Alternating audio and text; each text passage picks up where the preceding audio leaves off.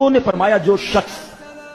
ہر شب جمعہ اور جمعرات کی درمیانی رات یہ درود شریف پابندی سے کم از کم ایک مرتبہ پڑھے، موت کے وقت سرکار مدینہ صلی اللہ علیہ وسلم کی زیارت کرے گا، اور قبر میں داخل ہوتے وقت بھی یہاں تک کہ وہ دیکھے گا کہ نبی پاک علیہ الصلوۃ والسلام اسے قبر میں اپنے رحمت بھرے ہاتھوں سے اتار رہے ہیں۔ مل کر پڑھ لے، اللہم صلی وسلم وبارک علی سیدنا محمد النبی الامی الحبیب العالی القدر العظیم الجاہ وعلی آلہ وصحبہ وسلم۔